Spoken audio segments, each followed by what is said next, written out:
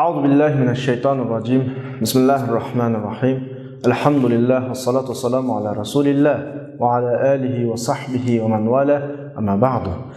Hörmətli savoqdaşlar, biz aldığımız saatlik dersimizde kitabımızdaki ikinci kısmı İlmul Bayan'ın birinci faslisi Et-Teşbih hakkında toxtalğandık.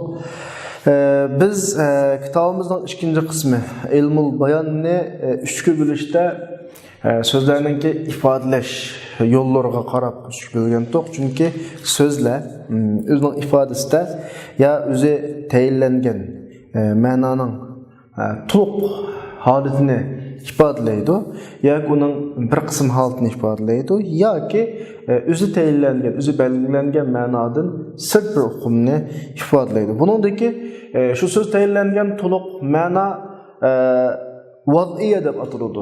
Tayinlangan ma'no. Lug'atda shu so'z shu ma'noga tayinlangan. Undan keyingi ma'lum bir birligiga yoki undan sirt bir hukmni ifodalagani shu ikki ma'no, aslidagi ma'no bilan kin ifodalayotgan yerim ma'no yoki shuni munosib ekan ma'noni o'tirdiki bizning aqlimizda, kallamizda, zihnimizda bog'langan bir munosib tufaylidan bo'lg'achqa bu xil ifodamiz dalolati aqli deb bo'lgandik.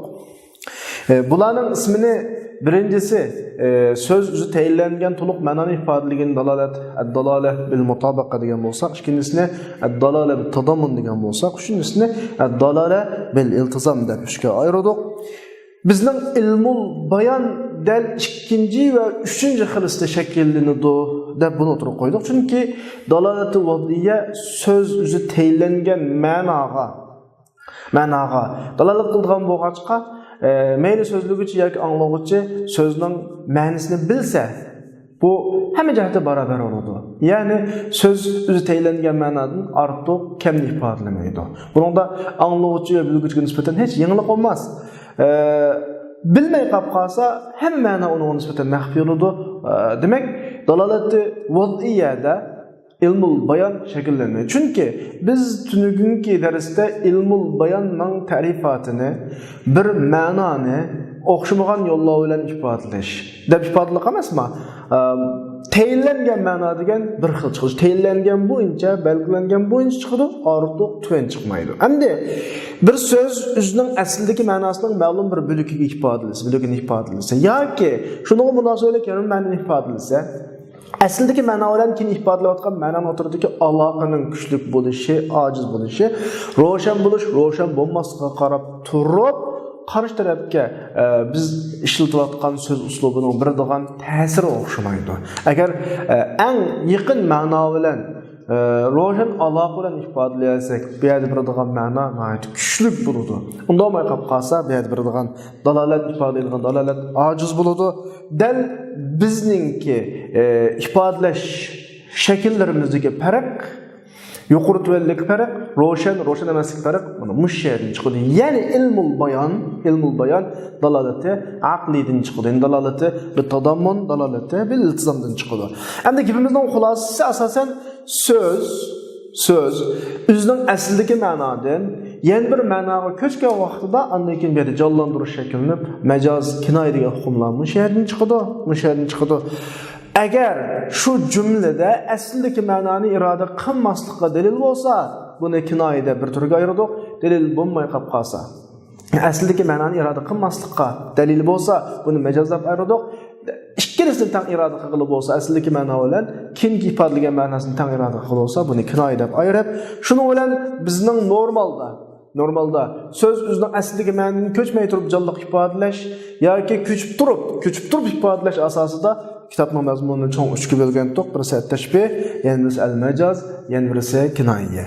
Endi biz oldingi soatlik darsimizda tashbih degan nima degan vaqtda ikki narsani o'rtaq bir sifatda bir-biriga o'xshatish. Men kiyimimni sening kiyimingga o'xshatsam, chuqur o'xshatadigan ma'lum taraflarda hamma o'xshamaydi-ki. Men bir do'stimni bir arslonga o'xshatsam, uning ma'lum bir tarafida o'xshatmaymanki, hamma tarafda o'xshamaydi. U 4 putliq, 2 putliq masalan, faqat qahramonlikda masalan. Men birisini o'kizga o'xshatsam, ya uning kuchlilikda bo'ladi. Yoki o'zi boshqa bir taraflarda bo'ladi har holda. Ish qilib bir narsani o'xshatgan vaqtida ikki o'xshat qılğan və oxşatış obyekt olğan, müşəbbəhun bih olğan tərəfinin ortasında ortaq bir tərəf var, ortaqlaşdırğan, hər ikisi təpirdiğan. Şu nöqtədə birisi-birisiga oxşatış bizning balog'atdagi maqsad qilgan təşbih şu deb so'zlagandik. Təşbihning arkanini yani asaslarını 5'e bölgendik. Birisi teşbihinin iki tarafı, müşebbeh ile müşebbehun bih tarafı. İkincisi teşbihinin vechisini ortak tarafı şu. Üçüncüsü teşbih vasıtları. Dördüncüsü teşbihten bo'lgan maqsad.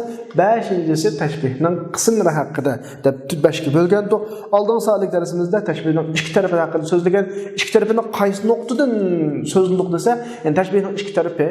Adatta ma kalanlı bir narsani qo'ysin, müşebbeh ile müşebbehun bih birisi-birisiga o'xshatildi. Nimada ortak bir noktada. Ama ortak noktadan şunun tepelişi ya hissi yolu dışkili taraf, ya ki akli yolu dışkili taraf, ya ki hissi akli yoludu. Muş asasda biz bir neticeye bilip toxtuğandık. Endi ondan keyin dersimiz ikinci qatımda vecihü şebeh toxtuğan. Vecihü şebeh degan nima? Eminatda bir til tuyg'usi joyida odam, bir tilni normal, hatta o'zi arab tili emas, uyg'ur tili normal bo'lgan odam bu noktalarga nisbatan qilib bermasin bo'ladi. Chunki biz bir tilga emasmi? Bizning tillarimizda bir şeylarni bir şeylarga o'xshatamiz. O'xshatgan vaqtda bir kallamizni o'ylaydigan bir hukm bo'ladi, ikkisining o'xshashlik tarafi bo'ladi.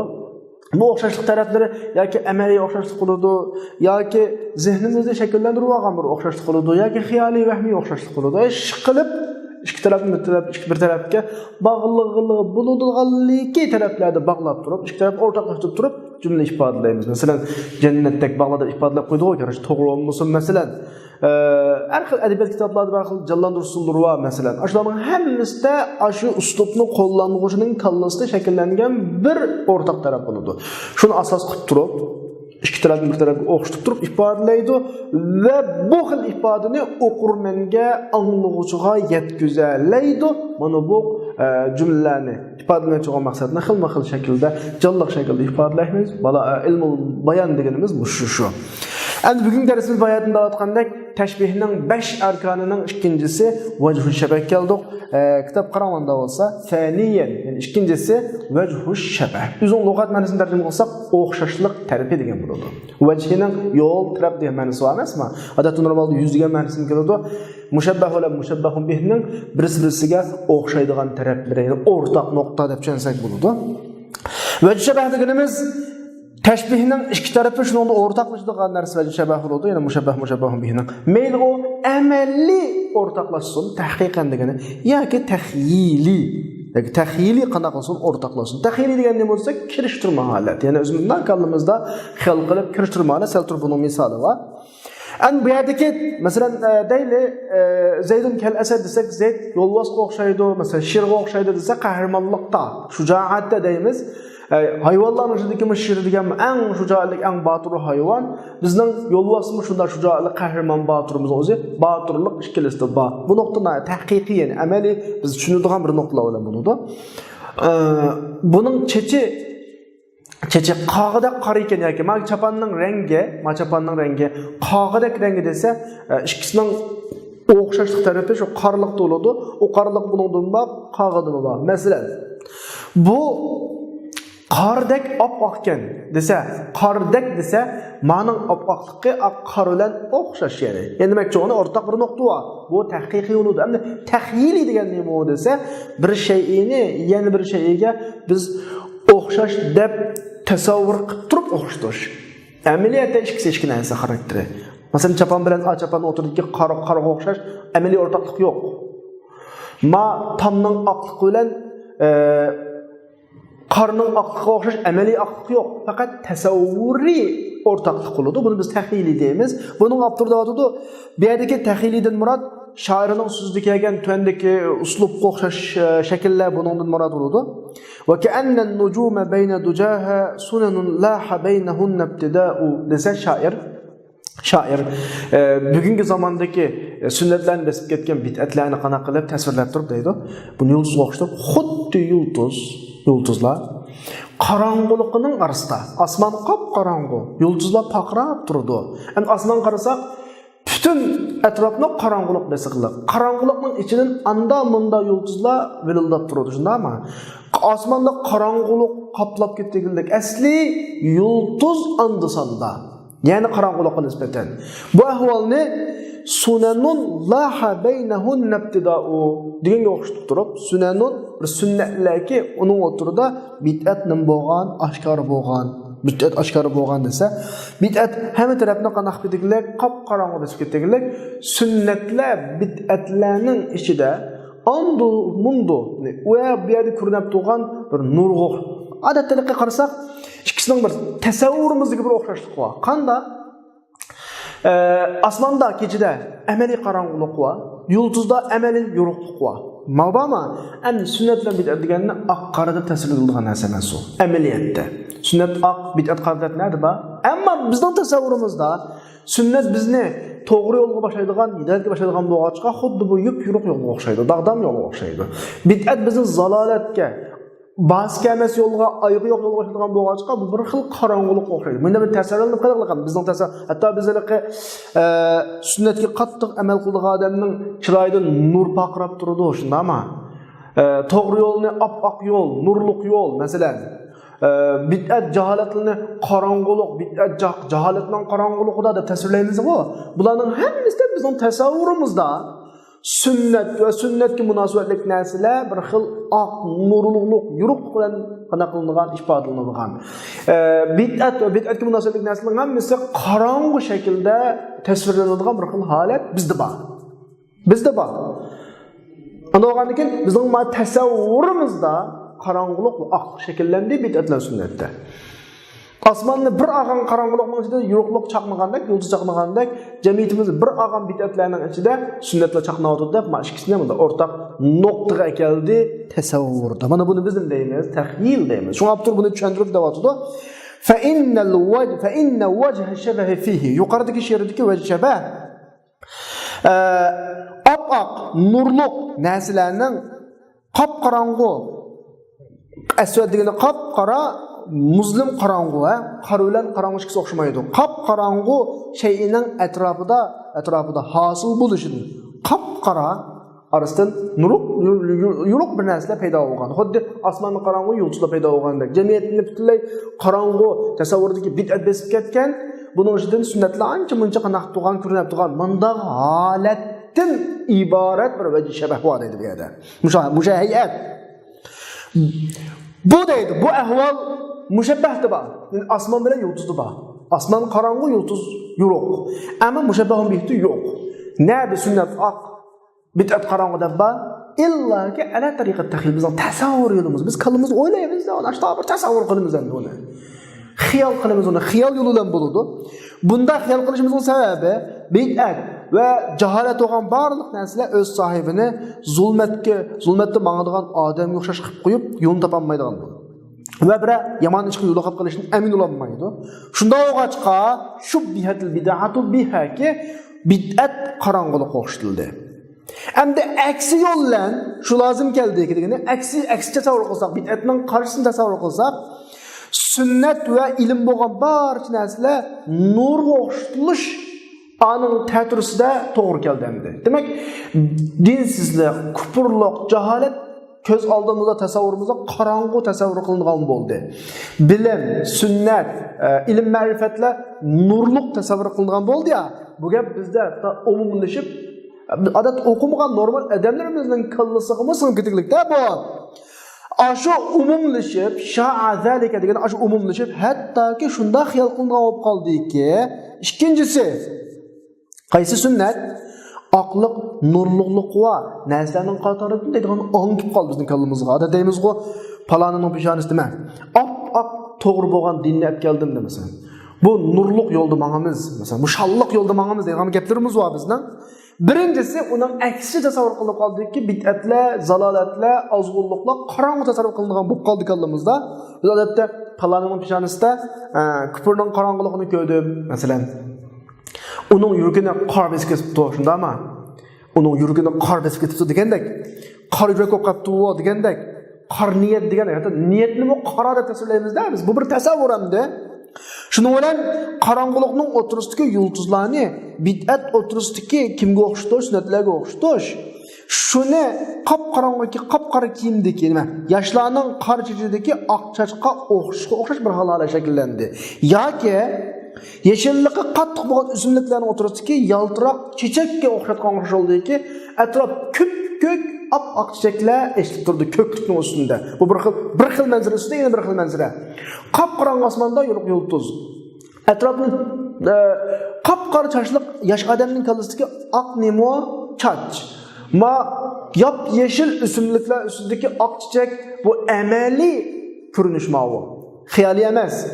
Qarchashdagi qop-qora boshdagi qarchach amaliy ko'rinish, qop-qorong'i narsaning ichidagi oq narsa.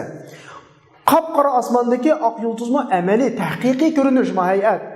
Ammo bid'atlar o'rtasidagi sunnat bu tasavvuriy holatga amaliyotda bid'at degan qora narsa emas, sunnat degan oq narsa emas.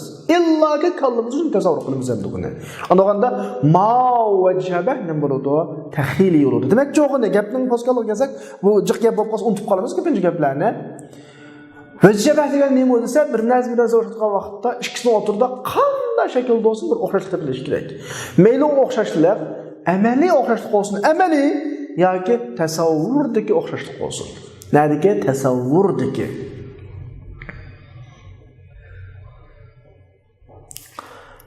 Şunlaşqa fəulimədiki fə. Yəni, qanda olsun, müşəbbəhlə müşəbbəhum yönü oturdu. Ya əməli ortaqlıq, ya ki təsavvuri şəkildə ortaqlıq olsun. İşqib ortaqlıq buluşu kerek deydiğən bir qaydı boğaşqa və şəbəhligəndən. Qailinin gepidiki, ənəhu fil kələm kəlmilhi fit ta'am degan sözdə cümledeki grammatika tamoqdagi tuzga o'xshaydi degan jumladagi vajshabah nima o'zi ba'zida qo'pib ozning isloh qiluvchi ko'pning buzg'uchi bo'lish deb tashab vajshabah chiqadi. Bu xato. Bu xatoligi biladi. Chunki ikkisi topilmaydi o ish. Ba'zida deydi grammatikani jiq olmaslikqa mushgapni dalil qilib, grammatika degan jiqsiz bo'lmaydi. Xuddi grammatika tuzga o'xshaydi, tuzni jiqsab so'z tamoqni buz. Ya bu xato. Chunki grammatika bir bütün narsa o. Az olmaydı, jiq olmaydı. Kam bo'ladi, to'liq bo'ladi, lekin az olmaydi, jiq olmaydi. Lekin tuz degan az jiq bo'ladi. Shunga annahu fil kalam kalmilhi fit ta'am degan ma so'zdagi vajh shabahni azning isloh qiluvchi bo'lishi, yaxshilikchi bo'lishi, ko'pning buzg'uchi bo'lishi xato. Chunki grammatika degan az ko'pga ehtimol kelmaydi, tuzning qarashisilar. Demak, az ko'plik maholat ikki tarafda o'rtaq topilmadi. Agar dish to'g'ri gap qolsa tuz tamoqqa tam kirgandek grammatika jumlaga tam kirgizdi desa bo'ladi. Chunki tuz olmasa tamoq tat deydi odamga. Ya'ni hech qanday tamsiz, ta'mi yo'q, huzurlanmaydi. Grammatika bilmagan odamning og'zidan chiqqan, qalamidan chiqqan har qanday bir so'z odamga huzur bag'ishlamaydi. Ma'no tuz o'xshasa bo'ladi. Chunki ikkisida shu narsa o'rtaq bormi? Endi gapimizni bir xulosalatini vajshabah degan nima desa, mushabbah bilan mushabbahun bihning o'rtadagi o'rtaq nuqta. Cho'qim har ikkalasi tepilgan o'rtaq nuqta bo'lsa, buni biz deymiz vajshabah deymiz. Har qanday tashbihda mana mush bo'lishi kerak. U bo'lmay turib, bir narsaga o'xshatishning o'zi nima bo'ladi? Xato bo'ladi. Endi o'sha kelgan vaqtda Imom Sakaki rahimahulloh vajshabahni qad qassama Sakaki vajha shabah taqsiman oxir. Yana bir taqsim qildi. Buni ko'rib boqaylik, bu tuvandagicha. Menda bir nuqtani avval eskartib olay. Abdur ya maktabni tahqiqlaganlar, ba'zi taqsimotlarda ishiladigan so'zlar ya basmalashtirib olib qolganmi, balki sizning oldingi kitobda unda olmasligi mumkin. So'zlarda igizlat ishlatib qo'ygan. Buni biz hozir shu o'qish jarayonida tuzib bo'lganmiz, shunaqalarga diqqat qilinglar. Mumkin bo'lsa, men tuzgan yerlarni ancha-muncha qalamda qanday qilib olsanglar bo'ladi, jijilab tuzib olsanglar bo'ladi. Endi Imom Sakaki rahimahulloh vajshabahni bir nechaga bo'ldi savoqdoshlar. Imom Sakaki rahimahulloh vajshabahni nechaga bo'ldi? Bir nechaga bo'ldi. Oldi bilan deydi, ya u vajshabah tashbihning ikki tarafining xarakteridan chiqib ketmagan degani vajshabah mushabbahning xarakteri, mushabbahning xarakteri. Buni tushungan bo'lmaydi. Chunki mushabbah vajshabahning o'zi shu. Mushabbahun bihim vajshabahning o'zi shu. Ma xarakteri degan gap vajshabahning uqumi mushabbahni bizga ifodalayotgan uqum shu. Undan başqa gap yo'q bu yerda. Buni tamaqasini mushabbahni tushunsak tushuniladi bu. Mushabbahni bilan tushunsak tushuniladi bu. Xuddi bir kiyimni yana bir kiyimga, ikki kiyimning turi yoki jins, masalan, ma chapan, son chapanga o'xshashgan desa, nimalikdan shakl desa, mushu shakl shu bilan chapanimni shu. O'xshatayotgan yana bir odamning chapinimi shu. Boshqa narsa emas. Shu ma'u tashbih bizga nisbatan so'zlash hojat bo'lmagan tashbihning birisi. Chunki bu mushabbahning xarakteri degan gap mushabbahni. Shu mushabbahni biz ig'zimizga oldik, tushundik buni. Ayirib tepish ketmaydi, aydın o masala. Mushabbahni benujunatilga oldik, tushunamiz uni. Shu bu muhim emas. Muhim ma'u. Yoki tashbihning ikki tarafining xarakteridan chiqib ketgan xorijiy bir sifat. Anaqanda mushabbah ayrim bir narsa. Mushabbahun bihi ayrim bir narsa. Endi vajshaba munosibatlik bir sifat. Lekin mushabbahunning xarakterining ichida emas, mushabbahun bihining xarakterining ichida emas. Mushabbahni tushunish ayrim bir hukm, mushabbahun bihini tushunish ayrim bir hukm, am vajshaba ikkisidan sir, ikkisida o'rtaq topadigan bir sifat. Endi mushu sifat matrugi bo'lib olaylar, diqqat qilinglar. Va hiya sifat, u bir sifat bo'lib ya haqiqat yoki batni o'rg'ma idofiya bo'ladi. Ya haqiqiya bo'ladi, ya idofiya bo'ladi. Va keyingi batni o'rsanglar va imma idofiya nisbiya deydigan bir gap bor. Shu ikki turi. Va jabahanda olsam yerda nechiga bilandi, ikkiga bilandi. Ya haqiqa bo'ladi yoki idofiya. Haqiqa degan gap amaliy deganga boshqa narsa emas. Amaliy tushunsangiz bo'ladi. Shu paytda tushunsangiz bo'ladi. Idofiy degani ma'lum bir nuqtaga nisbatan selishtirma shaklidagi sifat. Uni sal turib tushunamiz. Endi haqiqa bo'lgani ikki xil bo'ldi. Qalam bo'lsa yozib olinglar. Imma haqiqa hissiya. Ya u haqiqat hissiya bo'ladi degani amaliy biz ko'radigan, anglaydigan, puraydigan, tutadigan amaliy narsa bo'ladi. Yoki haqiqa aqliy bo'ladi-ki, o'ylaydigan ma'no uqum bo'ladi. Amaliy degani shu ko'ngildigan, tutquldigan moddiy shakldagi har holda qanday shaklda bo'lsin, ya'ni puroq shaklda bo'lsin, bir ko'ngil tutquldigan narsa unga qalliq etmaydi. Pursaqlan bo'ladi, ko'saklan bo'ladi, tirsaqlan bo'ladi, tusaqlan bo'ladi, ang'izaqlan bo'ladi. Bu hissi ya aqliy bo'ladi-ki, bu uqum bu.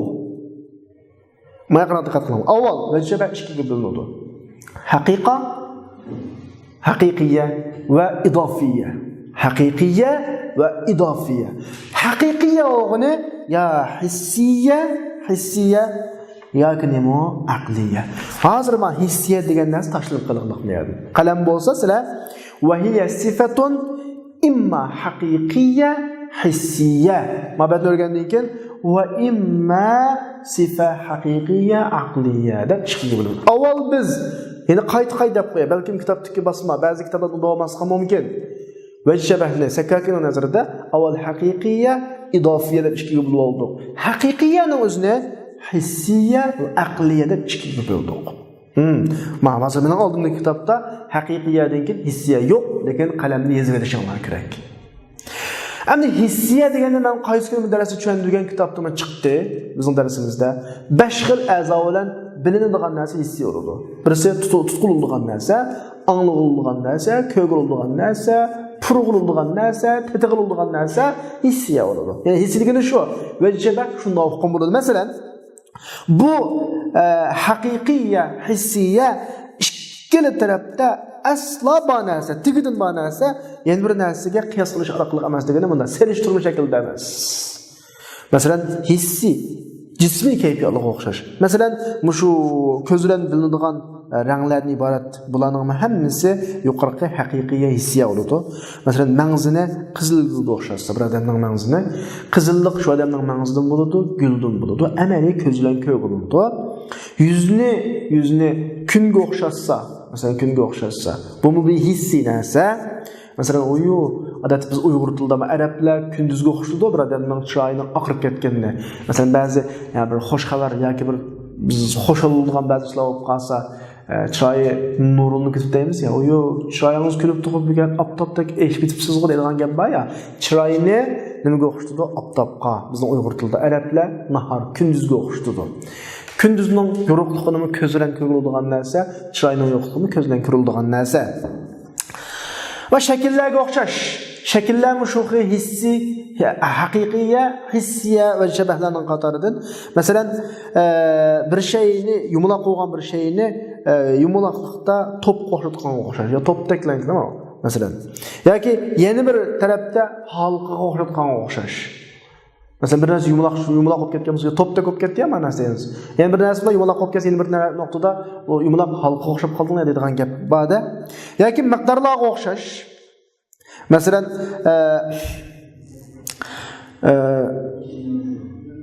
büyük katta narsalarni taqqa o'xshab qo'yish, yo'q, tog'dek odamman. Ba. Qarag'aydek mesela bunda bir adam o'zining yurt mahallasida yoki oilasining ichida o'z mas'uliyat doirasida tik turib kelgan bo'lsa, qattiq musibatlardan deymiz, qarag'aydek tut deymiz. Bu odamning tik turganligi, igiz adam, büyük adam, qarag'ay masalan, hammasi shakllar. Tөгini qasriga o'xshab qolgan o'xshash, bu arablarga o'xshashadi. Balki biz tushunmasligimiz mumkin, lekin biz to'paq qalalarni tam o'xshatamiz. Qalasi tuvaqli kirsak, qattiq simiz qaladimiz shuda oldimizga demizki, yo'q, tam deklam qaligina nima deymiz.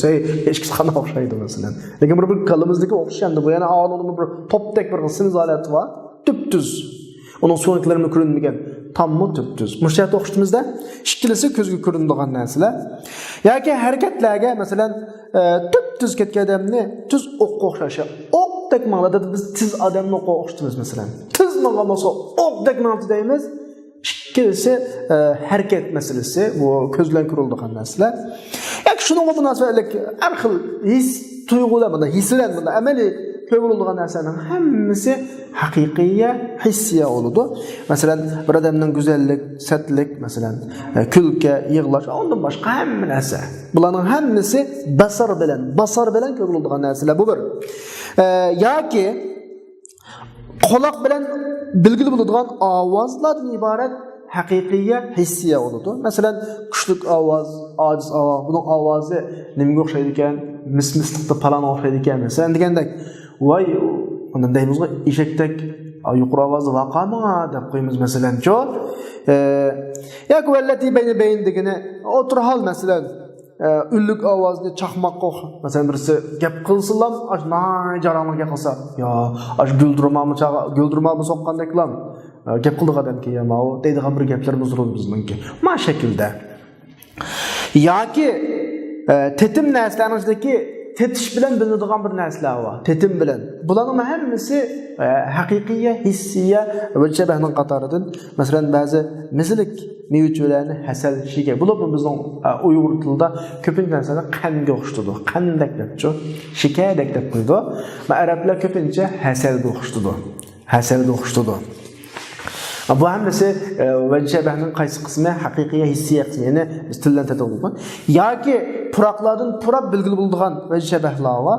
Masalan, ba'zi puroqlarning ba'zisini kofirning puroqi. Endi bizlar ipoga o'xshatamiz, ambaga o'xshatamiz. Mavli kofirga o'xshatsa, bu bir xushpuroqlarning bir turi, ammo biz Uyg'urchilikda qizilgulga o'xshatamiz. Qizildek purdi, masalan, atrdek purdi, ambadek purdi, ipodak purdi degandek iboratlarni qo'llanamiz odatda.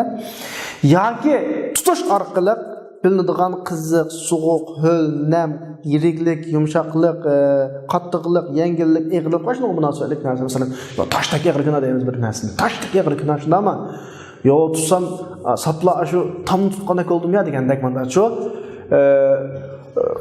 mashinaning rollari va qizib ketib ketgan, xuddi cho'g'ni tutib olgandek bo'lib qoldim deymiz. Bularning hammasidagi ishlatiladigan tashbihatlar his haqiqat deganimiz amaliy qiziqlik bor, amaliy qizillik bor, amaliy oqlik bor, amaliy qattiqlik bor, amaliy yumshoqlik bor va hissiyaki yo ko'z, yo quloq, yo burun, yo til, yo qo'l orqali bilinadigan bo'lg'achqa bular haqiqiya nima bo'ladi? Hissiya bo'ladi.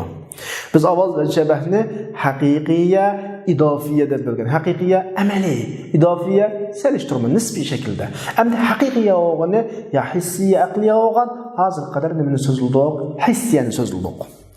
Yoki u sifa haqiqiya, aqliya. Bayatimiz haqiqiya, hissiya, haqiqiya, aqliya. Aqliya bo'ladi. Men aql degan tushundim-ku boya. Bu bir uqum. Haqiqiy hissiya bunda, sizim. Uni sizim deb tushunsak bo'ldi. Ma uqum. sizim azalar orqali uqilsa, uqum kalla orqali, men o'ylash orqali uqiladi. Buni biz arabchada aqliya deymiz. Masalan, insoniy kayfiyatga o'xshash nafsna, ruhiy kayfiyatga o'xshash bir odamning ziraklik, bir odamning zirakligini ko'ngil olmaydi, bilgil olmaydi, aniqlab. Buni baq o'ylayman, qilgan ishiga qarab turib, ziraklik ekanman debchi.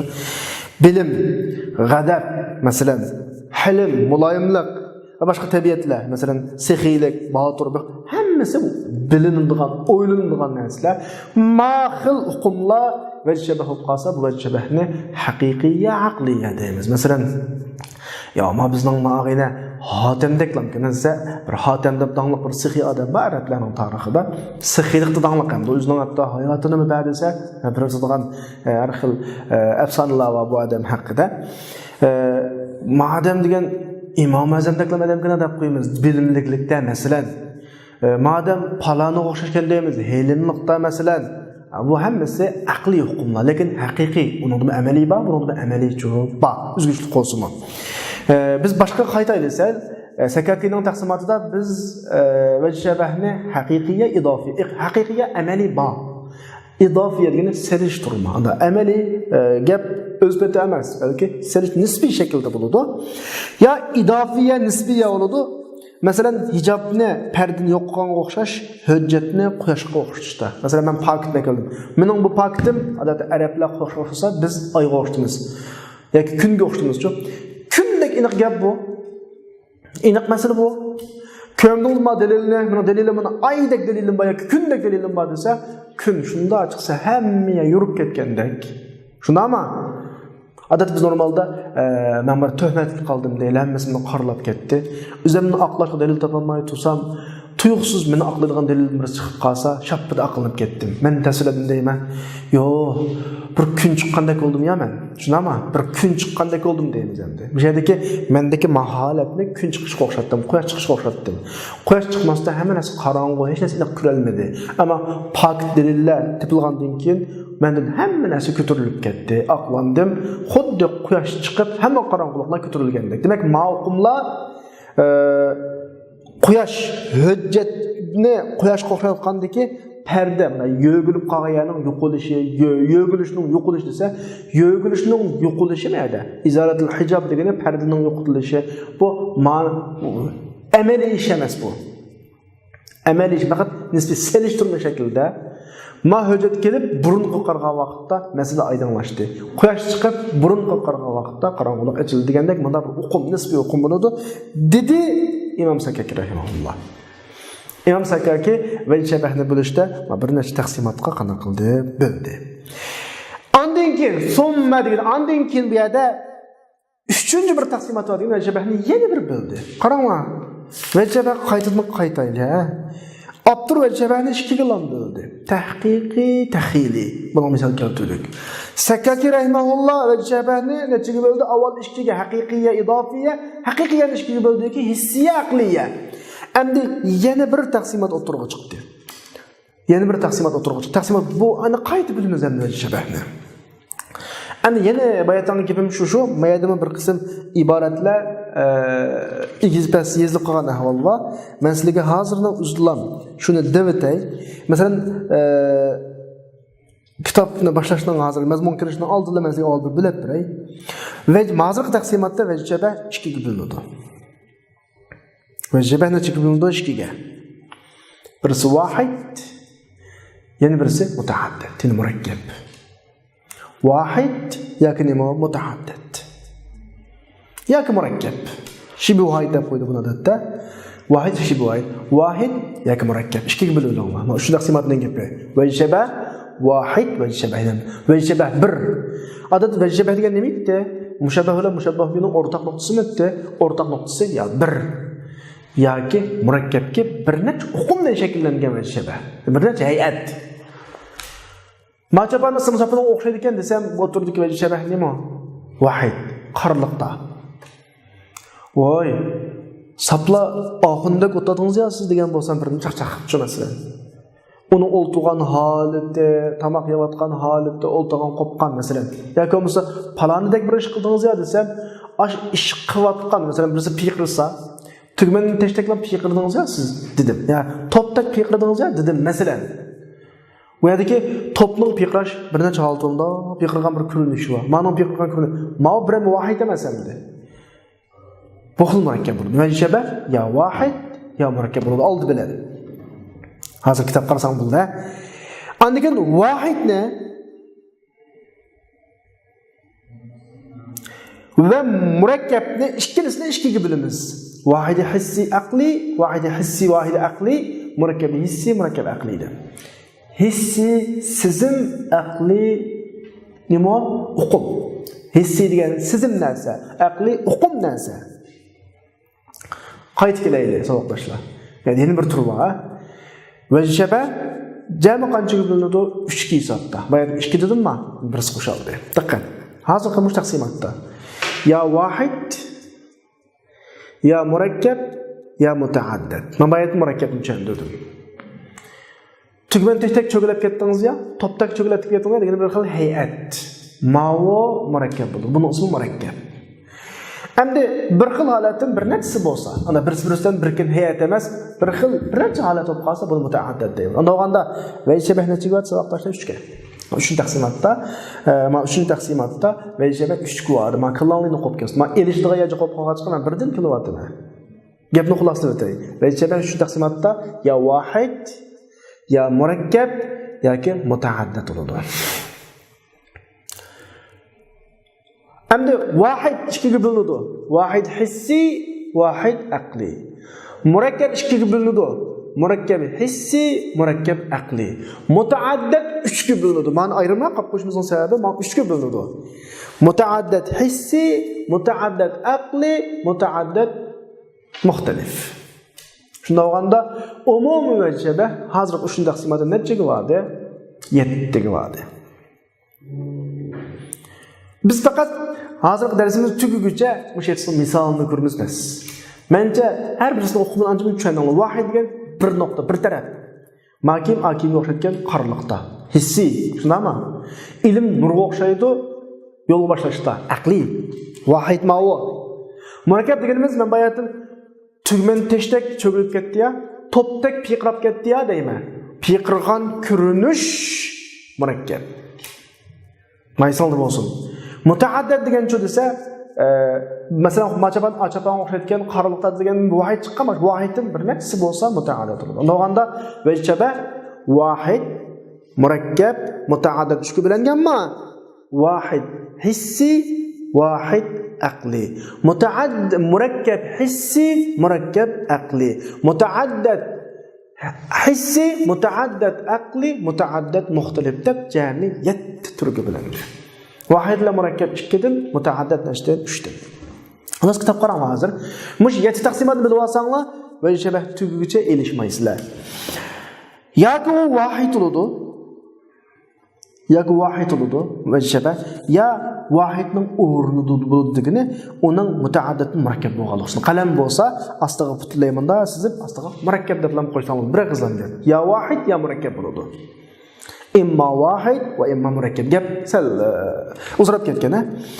Ma ikki qismning har biri hissi aqlidan ikkiga bo'linadiki, vahid hissi, vahid aqli, murakkab hissi, murakkab aqli. Tutqadimi? Yoki mutaaddid turdan bayatqa vahid bilan murakkabning keyniga tizildigan mutaaddid. Mana olganda 3 ga to'qo vahid, murakkab, mutaaddid.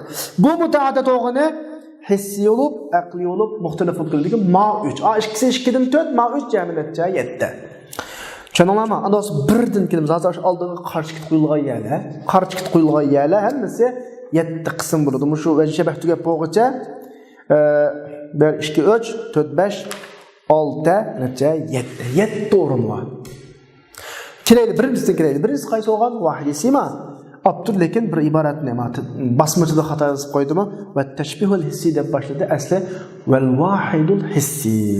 Val vahid al hissi. Biz vahidni ikkiga bo'lganmiz, siyaqda ash vahid demakchi, tashbih emas. Yani vayshabahning vahid bo'lganning hissi qismi, buning ikki tarafini hissi bo'ladi, boshqa emas. Chunki his bilan hisning g'ayridan bir narsani tushunish cheklanganki, sizin bilan uqum chengilolmaydi. Sizin bilan uqum chengilolmag'achqa vayshabah vahid hissi bo'lgan vaqtda ikki tarafi mushabbah bir tarafi hissi bilan bo'ladi bas.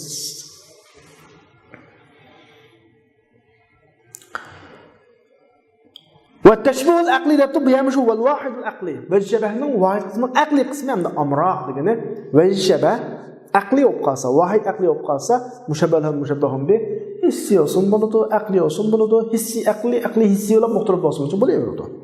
Nimişqa aql bilan histin bir narsa bilinişi o to'g'ri.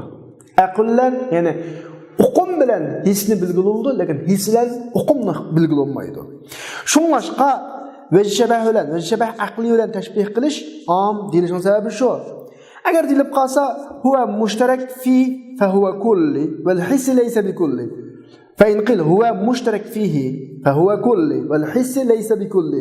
Ma aqli degan o'rtaq bir nuqta. A'ni tepiladigan, ma'ni tepiladigan, ma'nini bilgiladigan, ani bilgiladigan bo'lgan bu kulli, lekin hissi degan kulli emas. Deyilsa biz deymizki, murad buning afratlari, masalan biz aql bilan hisni bilgiladiq ya. Bu aql degan kulli narsa. His degan juz'iy narsani kulli emas. Kulli bilan qana desa biz deymizki, maqsad afratlari his bilan bilinadi. Vahid degan hissi. His bilan bilinadi. Shunga masala chiqmaydi deb o'tib ketdi qo'yadi. Endi biz hozir nima keldik? Vahid hissi bilan vahid aqliga keldik. Misol ko'raylik bunga. Misol ko'rib o'tib ketamiz bu yerda. Misol ko'rib o'tib ketamiz. Masalan, maxfiy ovozga o'xshash. Voy pisab Çaşqandak pisildi mağa deb qo'yamiz. Birisi kusur paranglasa, çaşqandak paranglashmanglar. Çaşqandak gap qilmanglar deb qo'yamiz-ku. Odam çaşqan o'xshadik. Nada? Maxfiy kusurlashishda. Kusurlashish vahid ish. Ham hissi ishga quloqlar angladigan ish. Uningdan tepiladi, buningdan tepiladi. Bu bir. Xushpuroq. Yo, atir deklamga ham ma'nosi. Atirga o'xshatdi. Xushpuroqda. Vahid. Atir quroq o'tirlan. Hissi. Tamning lazzatligida. Ya, ma kebab bizning yurtdagi kebab o'xshaydi ekan. Nada tamda? Tam hissi vahid. Va bas silg'a vaqtdagi silashning yumshoqligida. Yo, maraq ipakdek maraqkina bu. Yumshoqlikda. Yumshoqlik hissi. Yani yuqorida biz mangzini gulga o'xshatdik va shunga o'xshagan misollar bor ya, shuning hammasida yuqoridagidek vajibahlar chiqadi. Yuqoridagidek vajibahlar. Masalan, bayat deb o'tdik birdan maxfiy ovoz, xushpuroq, tamning mizligligi, yumshoqlik hammasi vahid hissi. Mana ana misoli. Endi vahid aqlining misoli paydadan, ahamiyatdan quruq qolganga o'xshash. Masalan, odatda biz bir adam atrofimiz cho'kilab yuradi. Voy, u yo'q odam u. Biz aytmoqdan qilamiz juma. Ashta qildi. Kim qilamiz? Falon pukun qilib. Falonchi desa, voy, u yo'q, o'xshash, shu ulakka o'xshash desa, biz uni ulakka o'xshatdik. Nimalikda ahamiyatining yo'qligida. Ahamiyat yo'q bir ma'no. Ammo bu uqum bu. Sizim emas. Ahamiyati yo'q, foydasi yo'q. Kelmaydi u degandek bir uqumda bu bir. Jur'at. Madem yo'lvoz o'xshaydi desa, bu bir sizim emas. Bu degan uqum. Uning botirligini ko'rgandan keyin kalimiz qilgan bir uqum, ya'ni botirlik. Yo'lvozdimi shu botirlik. Ilm tamam. Undan keyin hidoyat, ilm nurga o'xshaydi desa, ilm bu odamni to'g'riga boshlaydi. Chiroqmi? Bunda chiroqmi kashta odamni yo'lga boshlay oladi. Chiroq yondirmasa, o'rakka tushib ketishimiz mumkin. Bu jihatda. Buning hammasi uqum. Andikin ko'nglimizning xo'sh bo'lishda, nima desa, atirni bir isl axloq o'xshatsaqmi, bizda o'xshatish yo'q, lekin arabda o'xshatish bor. Na bir xil xushpuroq kelsa, bir xil huzurlanib qolamiz, bir qishimizda axloq yaxshi deb bo'lib huzurlanamiz, ya arabda shuni o'xshati deb bir atirni xush axloqqa. Bu odamning ko'nglining huzurlanib qolishi bu qanday uqum bu. Shunda o'tadi, nimalikda desa, foydasi yo'q. Narsini yo'q odamga o'xshatishda, erni, botir odamni yo'lboshchiga o'xshatishda, bilimni yo'qlikqa o'xshatishda, atirni go'zal axloqqa o'xshatishdiki, ma'u vajibahlarning hammasi aqli, vahid aqlining misollari. Biz 3-chi taqsimotda vahid, murakkab, mutaaddid 3 ga bo'ldik. Har birisi hissi aqli, mutaaddidga vaqti hissi aqli muxtalifda yettiga bo'linadi-ku. Biz hozir vahidning hissi bilan aqli misollarini ko'rib o'tdik. Endi murakkabga keldik. Murakkabning misollarini ko'raylik.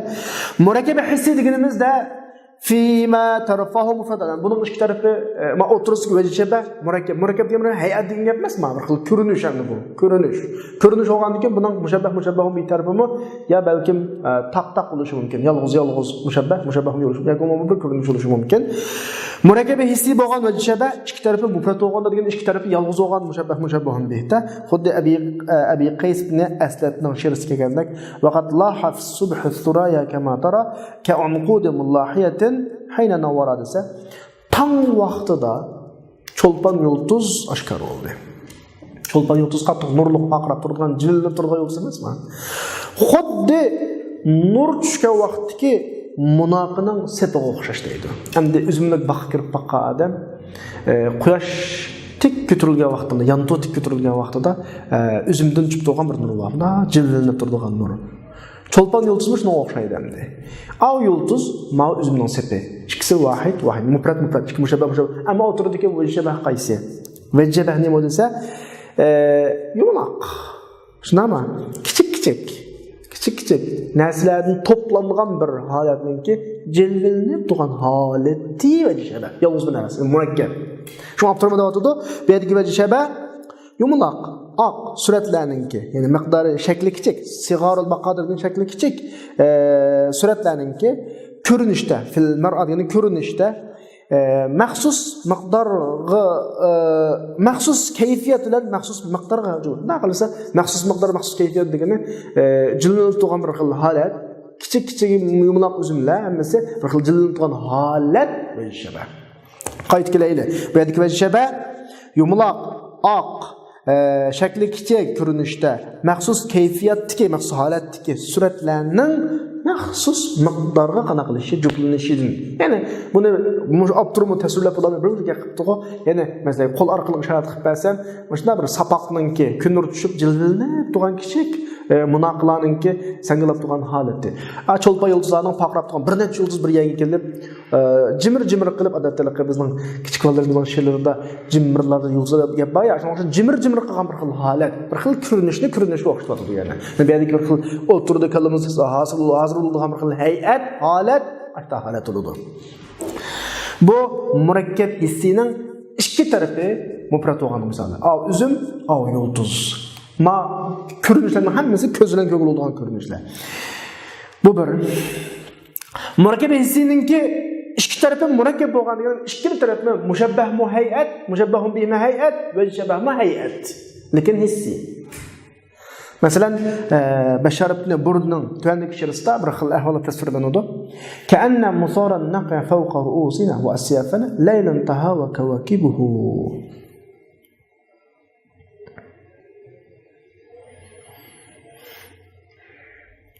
Xuddi chang tuzanglarning ko'tarilgan o'rni, masaran naqa bizning beshimiz va qilishlar, beshimiz ustida va qilishlarimiz yulduzlar tushib ketayotgan nimaga o'xshaydi? Kechga o'xshaydi. Buni tasvirlayotgan mushabbahun bihi nima? Mushabbah janggoh. U janggoh qanday holatdagi janggoh? Chang tuzanglar ko'tarilgan, boshning ustiga ko'tarilgan, qilishlar u yoqdan bu yoqqa urilgan mushabbah, holat, hay'at mushabbah. Qop-qorong'u kecha, yulduzlar vash uchib tushib ketayotgan kecha mushabbahun bihi. Holatni, bizning mushabbah bo'lgan holatni, kechadagi yulduz qo'ygan holatga o'xshatdi. Nimada desa, muayyan shaylarning, jismlarninki, shunami? Qop-qorong'uning ichida yo'l u yoqdan bu yoqqa qilayotgan harakatda. Demak, bu yerda mushabbah murakkab, ya'ni hay'at, mushabbahun bihi bir xil ko'rinish, hay'at arabcha hay'atga ko'rinishga va shabahmu nima ko'rinish. Jang maydoni shunchalik qizidiki, chang tuzang o'ylab qop-qorong'i bo'lib ketadi atrofida. Hech kimni ko'rolmaydi qani. Qilishlarimizni salavatimiz yo'l xuddi kechida yulduzlar vush tushayotgandek. Almishada qop-qorong'i narsalardan ritmli bir xil harakatlarninki, nurli jismlarning yugurayotgan, uchayotgan bir xil holatlar vajjabah. Shu turda o'tdi. Bu yerdagi vajjabah, ya'ni nurliq, mushrifa degan gap, nurliq jismlarninki, suzunchoq, mutanosibil miqdor degan gap hammasininki shakli o'xshash. Qap-qarаңғы şeylerning atroflarida tarqalgan bu jismlarning din hosilga tushib ketishidan qo'ya degani u yoqqa bu yoqqa tushishni hosil bo'lgan bir xil hay'at va shabah bo'ladi. Va shabahmu hay'at mushabbahmu hay'at mushabbahu bihi shu hay'at. Buni biz ama balag'at atalg'usida murakkab deymiz. Va shabahmu murakkab ikkala tarafi ham murakkab. Murakkab hissining ikki tarafi mufrad, murakkab hissining ikki tarafi murakkab, murakkab hissining ikki tarafi murakkab hissiki fi tarafı muhtelifan ki muhtelif. Ya mav mufrad mav murakkab ya mav murakkab mav mufrad. Şa'rının sizdeki şaqiq noşatqan bir şivoya aldınqı kunlik darsda ki anna muhmarra shaqiqi idza tasawwaba wa tasa'ad degan şirda biz qizil gulninki bunda shamalda ig'anglab metrayotgan, paslayotgan holatni yeşil kök neyziga qisirilgan qizil bayroqninki shamolda lapilayotgan holatga o'xshatib. Bu yerda bir xil hay'at bor. Va shabahma nima? Hay'at, ya'ni holat mushabbah muashta, mushabbahum bihi shu ashta. An ikkisining birsi murakkab, birsi nima deydi? Mufrad deydi. Qaysi mufrad qaradinglar? Va ka'anna muhmarra shaqiqi idza tasawwaba wa tasa'ad degani tasa'ad degani maw mufrad yaqut bayroq neyziga chigilgan yeşil kök neyziga chigilgan yaqut bayroq degani mav murakkab bo'ladi. Lekin vajshabah ma'runda bir xil boshqa ranglik narsaning ustundagi boshqa rang, ya'ni kök narsaning ustundagi qizil rangning mitirishidan hosil bo'lgan bir xil hay'at, ko'rinish vajshabah bo'ladi. Ondan boshqa va min badi'il murakkabil hissi va min badi'il murakkab. Hozir murakkab hissining uch tarafini so'zladik.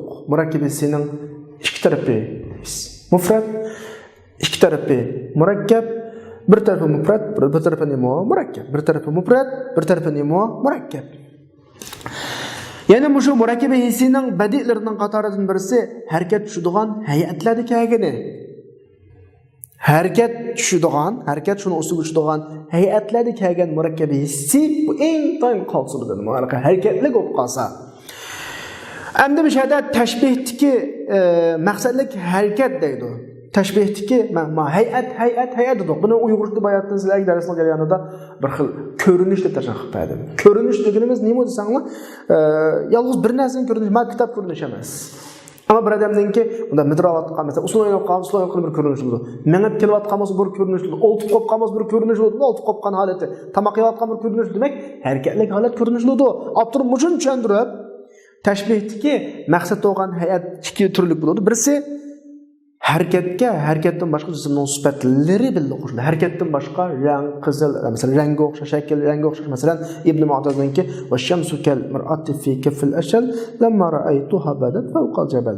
Xuddi quyosh atdiganda tog'ning buyidan jilvillab chiqqan quyosh obdan qarasangiz, cho'loqning qo'lidagi aynakka o'xshaydi desa, bu yerda quyosh qildan qirgandan keyin quyoshning nuri va qarg'ilmagandan keyin bir xil titraydi. Quyoshning titraydi odamning ko'zida, yo'l qilib, cho'loqning odamning qo'lga, cho'loq odamning eng tutqizib qo'ysa bunda titraydi. Yo'l alaqimda bir xil faqroq holat chiqadi emasmi? Bu yerda bir xil harakatdan boshqa aynakning yumaloqligi, andan keyin nurlarning chaqval vul qilishlari qatorliq hammasi dal bizma tashbihda davatgan hay'at bo'ladi. Bu hay'at ba'zida harakatlik bilan keladi, ba'zida harakatdan boshqa nima keladi? Shakl, boshqa sifatlar keladi. Ya'ni shoir bu yerda sizga yumaloqlikdan paqirash bilan birga yumaloqlikdan hosil bo'lgan hay'at bilan birga siz quyoshga qarag'an vaqtdagi uzluksiz kelgan tiz harakatni billa ko'z tutib qo'ymoqchi. Nima bilan birga shuning nuriga hosil bo'ladigan bu harakat sababli paqraqlikning do'lqinlashish. Xuddi nur yeyilib ketgili turayotgandek, yahummu degani yeyilib ketgili turayotgandek. Hattoki doiraning atrofidan quyilib to'kilib ketadigandak. Undan keyin uning yana boshqacha ko'rinib, yig'ilib, qarasak quyoshga kengayib patmayotgandek bir holat var ya.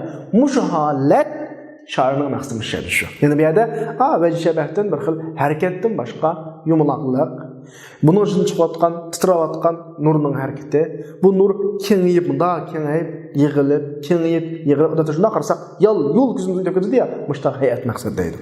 Bu birinchi tarafda yana harakatdan boshqa sifatlarmi vajshabahda birga qistirilgani. Ikkinchisi harakat boshqalardan xolilashtir. Harakatlanma boshqa narsa yo'q. Hareketde başqa ifadə qılınmaydı. Hareketke hiç qanday cisimni bulduğan sıfat qoşulmaydı.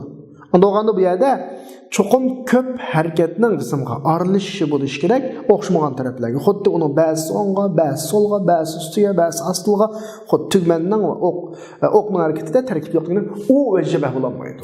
Chunki tugman harekati bir xil. O'qning harekati tuslan. Bu yerda boshqa sifat bo'lmaganligidan harakat har xil shakl bo'lishi kerak-da. Chunki bir taraf لأن الجهة çünkü taraf bir. Tugmanning hareketi bir tarafga mangadi. Onun yo'q, hayat shakllanmaydi. Ama Qur'onning harakatining xilofi bilanki, masalan, bir qorim Qur'onni o'qimoqchi bo'lsa, Qur'on yodlayotgan o'quvchi. O yodlabni o'riydi, yana o'qib bilan o'riydi, yana o'ngga, yana solga buni o'riydi. Mahorat hayatlaydi. Ama tugmanning bir xil aylanayotgan holda hayat emas. O'qning bir xil mangan holda hayat emas. Chunki unda harakat bir tarafga çoğun bunun da taraf. Adette ya bir taraf olsun meyli, etrafı başka sıfatlar oluş gerek. Sıfat olmaganda hareket her xil taraflarga bo'lib, bir xil bizga ko'rinish shakllanishga ketmaydi, bir xil manziri bo'lish kerak. Am bu shabah bo'la oladi. Masalan, fa in tafuqul anama ma kana كأن البرق مصحف قارن فانطباقا مرة مثلا çaqmaqni so'zlab çaqmaq xuddi qorimning qo'riniga o'xshaydi, bir qitim ochildi, bir qitim yopildi. Çaqmaq guldir qarasi, chaqiladi, yopiladi, chaqiladi, yopiladi. Bu xuddi Qur'on. Bu bir xil harakat, boshqa narsa yo'q bu yerda. Hech nima yo'q. Ya rang, ya shakl yo'q. Ama harekatning taraf-tarafga har xil yuz bergan holat, shakllari, ko'rinishlar bo'ladi. Bu vajibahning ikkinchisi bo'ladi. Buningda tarkib bor. Tarkib deganimiz biz lug'at tarjima qilib birikma deb o'tamoqmiz. Tarkib deganda hay'at va, ya'ni ko'rinish va, manzir va. Chunki u ikki holatda ikki tarafga harakatlanadi, har holat har tarafga. Bu shu. Undan boshqa tarkib, ya'ni o'shadagi ko'rinish manzira harakat holatida tushadi, sukun holatida tushadi. Harakat holatida tushganda sukun holatida tushadi. Buning qatoridan Chariq Mutanabbininki ishni sifatlashdiki, yuqi julusal badavil mustali bi arba'in majdulatan thumma lam tujdali. U ishni ta'sirlaydi-da. Xuddi sinib o'tdagan sahrolikdek to'rt putlar o'tirdi. O to'rt put puxta, mazmud dasab turgan to'rt put. Ajrimidi deydi. Ajratmaylam to'rt putlar o'tirdi deydi ishni. Am bu yerda bir xil harakat yo'q. O'tdagan hayiti. Ama o'tdagan vaqtida bir xil bizga berayotgan bir xil ko'rinish bor. Oldi putni oldiga qo'yib, oldi ikki putni keyin ikki putni keyiniga qo'yib, bir xil o'ltagan aytdi. Mazmun mo'yinda xirlari ishlarning Araplarda yeri atni tasvirlaydi, ishni tasvirlaydi. Ishtining qattiq isil ekanligini bildirish uchun anda bunda yatmaydi o ish. Qattiq shash o'tirdi, buni keyin ikki putni qo'ydi, oldi ikki putni ishga qo'ydi, tikilib ham qarab o'tirdi it deb buni ishni o'zining qattiq isil tasvirlamoqchi, o'sha bir xil ko'rinishni bizga beryapti. Bu bo'ladi. Harakat bo'lmasa, mana ko'rinish shakllansa bo'lardi bizga. Va tatabadda hayatu sukun. Ana bu yerdagi sukun, harakatsiz holat her a'zoni o'ltirishdagi qo'ygan o'rnidan aslogan bir ko'rinishni iborat deydi yana. Shu ko'rinishni shakllanib, ishdan tasvirlasanglar bo'ladi. Keyin ikki putni oldiga qo'ydi, keyin qo'ydi, oldiga ikki qo'lni oldiga qo'ydi. Mana jiddiy o'ltagan holatda, aytib bir xil sezgir shaklda. Mushug'ul hay'at ko'rinishi bizga beradi. Bu mo vajibah bo'lishga yaraydi. Chunki itning har a'zosini o'ltirishda ayri bir o'rni bo'ladi. Shu o'rinlarning hammasi shaklni bizga nisbatan bir shakl ko'rinishi bo'lib qanaqalan biriktirilgan, uningdan bizga nisbatan maxsus bir shakl keladi, kallamni ta'siri keladi. Mushuning o'zi vajibah bo'lishga qanaqalanadi, yaraydi deb ishni tasvirlab bir o'tsinib o'tgan arabiy o'shatdi emasmi? Gaplar uzrab ketib qoldi. O'zimizning gapida ketyapsak bo'ldi asli. Biz nerede ketayotgan saboqdoshlar 3-chi xil taqsimotda biz vajibahni vahid, murakkab, mutaaddid deb necha bo'lgan, 3 ga bo'lgan.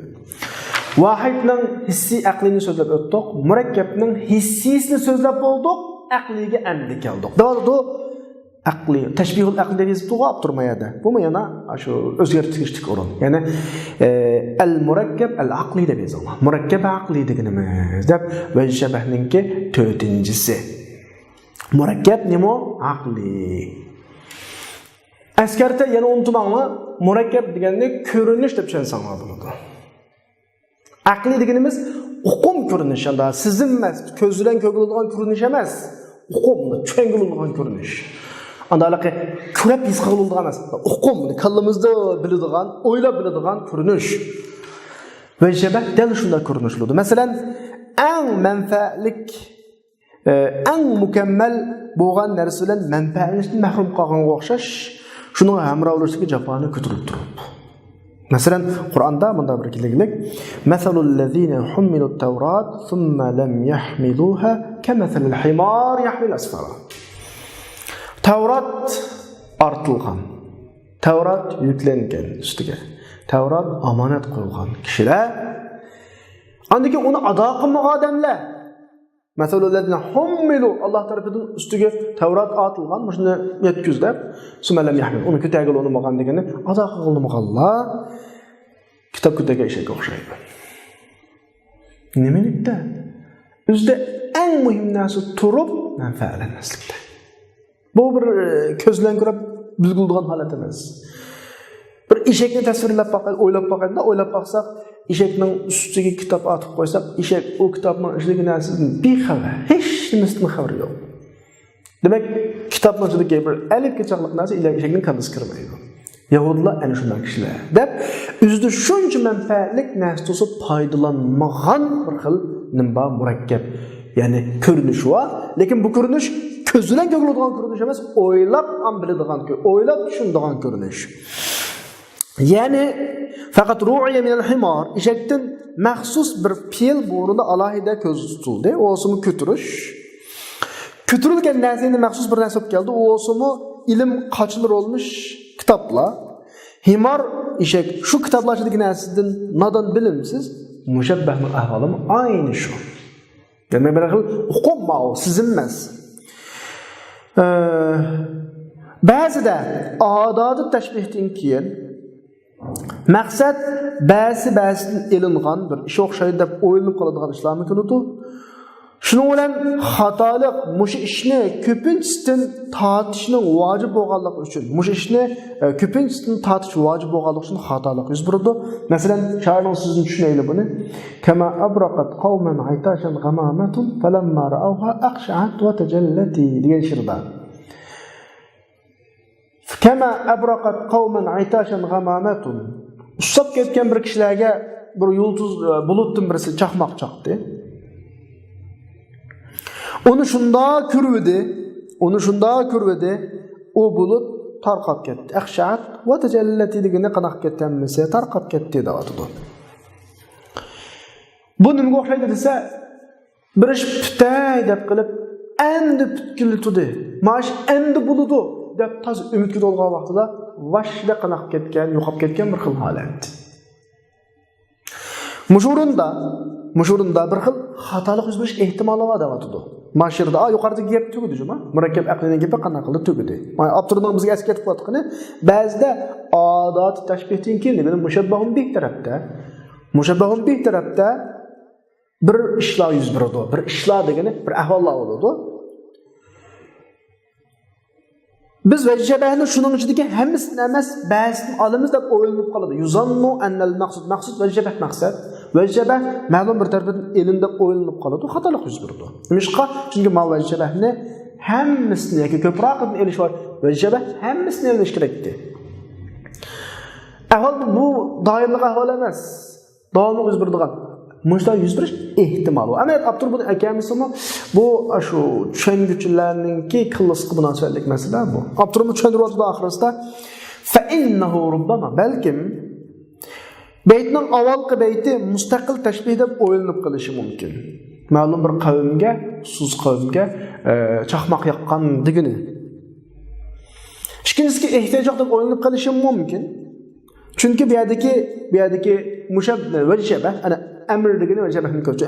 Ala anna al-amr degani shu asosdagi bu yerdagi vajibah hammasini o'zida amaliyotda. Amaliyotda hammasini o'zlash kerak. Chunki maqsad, tashbihdan bo'lgan maqsad odamni tamog'iga soladigan, qattiq ehtiyojli kishiga tamog'iga soladigan bir ishning oshkor bo'lib, aniq o'ylangandan keyin ehtiyoj bo'lishi. Endi o'ylanish orqali shu oshkor bo'ldiki, shoirningki o'xshishdagi maqsadi tamog'iga solg'uchi boshlanishni isbotlash va umidsizlanguchi oxirlash bilan ulab deydi. Ikki ish bor. Mushabbahdan ikki ish bor, mushabbahun bihdan ikki ish bor. Ish tamog'iga boshlanib ümidsizlikten ahırlaşış. Bu uqum vecibah ma'vu. Ma vecibahni Abraqat qawman itashan gamamatun mavu tamalık başlanış. Falamma ra'awha aqsha'at wa tajallati mavu ümitsizlik ahırlışış. İşkili beytini eliş gerek. Ameliyatda dedim ben demisim buldu degenim normal çöngeli bulurdu bunu. Çünkü şartına maqsadi şundan ham qarasa puli buldu. Bir ishlar dastlabda yuz beradigandak bo'lib, qattiq ehtiyojli qanday biz unga. Oy bo'g'ili az qoldi, bo'g'ilib o'tdi deb shuni toza umidli tutsak, shaqira yo'qolib ketgan holatni Sharif ma'noga o'xshatdi. Buni tushungili bo'ldi, lekin askar tutadiki mushada vajishaba ikki tarafdan elinmasa, birinchi va ikkinchi baytdan yani tamalik bizni tamağa saladigan umidlik başlanış bilan umidsiz ahirlashish deb ikki nuqtadan elinmasa vajishaba xatolik yuz berdi. Shu vajishaba hamiyat elinish kerak. Miyada abtur vajishaba degan iboratni amr deb ifodaldi, men xato tushunmanglar. Mana bu beytning hammaga qarashliq bahs emas. Mush nuqtalarga diqqat qilinglar. Mana bizning ayatdan deb kelayotgan gapimizda munosib sizga. Biz bayatning haqqi vajishaba to'xtalyapmiz. Vajishaba vahid murakkab mutaaddid deb ishga bo'linadi. Vahid hissi, vahid aqli, murakkab hissi, murakkab aqli deb ashakagan to'qbiz.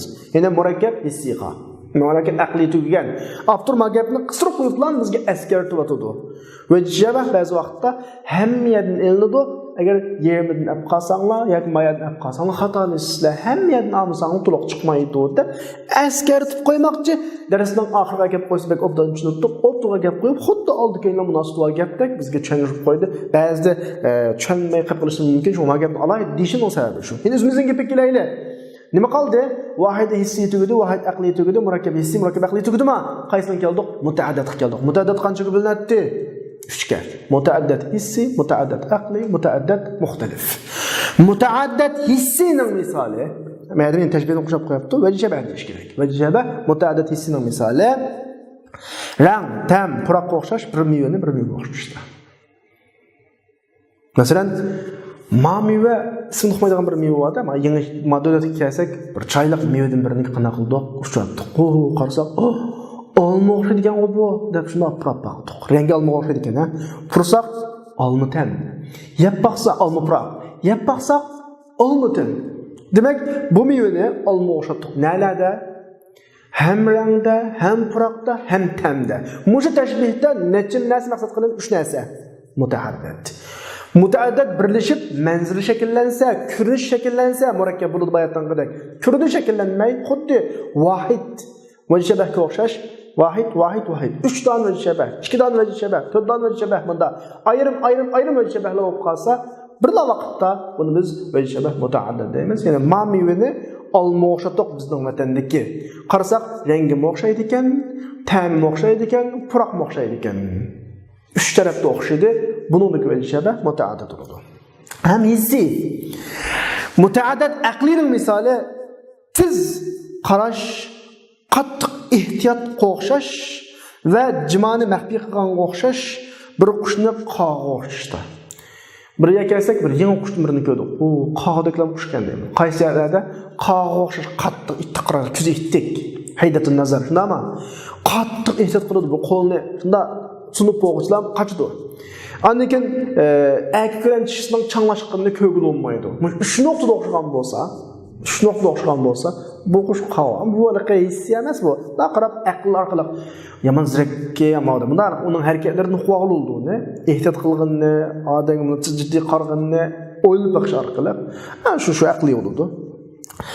Val muxtalif deganimiz mutaaddidni 3 ga bo'lgan to'q hissi, aqli, mutaaddidning misoli chiroyining go'zal martabasining yuqoriga o'xshash bir insonning yo oydek odam, arablar quyoshga o'xshash biz oydek odamga ma'no desak masalan.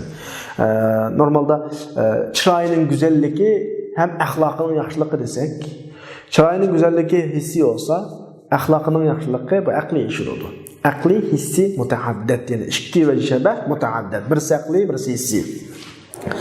Shuning bilan biz vajishabahlarni bir 3 taqsimotni qanday qilib tugatib o'tdik. Avval Abdur bir taqsim qildi, tahqiqan, taxilan ikkiga bo'linadi. Sakkaki bir taqsim qildi, haqiqiyya, idofiyya, haqiqiyya ikkiga bo'lindi, hissiyya, aqliyya deb. Ham 3-chi taqsimotda vahid, murakkab, mutaaddid deb 3 ga bo'ldik. Vajishabahni vahid o'g'ini hissiy aqliy bo'ldi, murakkab o'g'ini hissiy aqliy bo'ldi, mutaaddid o'g'ini hissiy aqliy muxtalif bo'ldi. Jami yadlan va shabah chiqdi mana shu qismdan 3-chi taqsimotdan. Endi Abdurmayda alohida bir gapimizga eskartib o'tdi va alam. Shuni bilginki, ba'zida va shabah zid narsaning o'zidan masalan aqlan qara masalan egizdan bakanishqa ikki zid narsaning zidlikda o'rtaq bo'lganligi uchun ya'ni zid bir narsaning vajabah qilishiga vosita qilingan ahvollar va undan talmih degan gap mana kinoya vositasi bilan munosib o'ringa tushiziladi. Ya'ni bir narsani samiqa anglasa, samiqa go'zal bo'ladigan malih degan gapni aytib bir xil mizlik degan gap amaliyotda shirin şekilde bilen keltirishdi. Lekin masx yo'llar, masalan, qo'rqinchoq odamni yo'q. Ma Arslandek biladanda ham odam qilamiz. Arslandek. Qattiq qo'rqinchoq nima bilamizda? Menda boturluq degani ikkisining qarama-qarshilikda. Qarama-qarshilikda o'rtaq.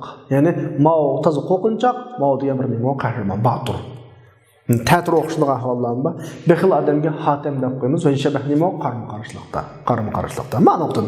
Qattiq namoratdan birini hammadan tunaydigan boyib ketgan bir odamga yo falon yo deb buni o'qishib qo'ysak, bu hammaning birida qarama-qarshilikda va shabah. Ahvol bunday ahvollarmi bor?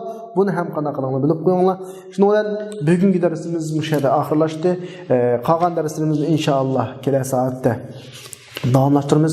Va axiru da'vana alhamdulillahi robbil alamin.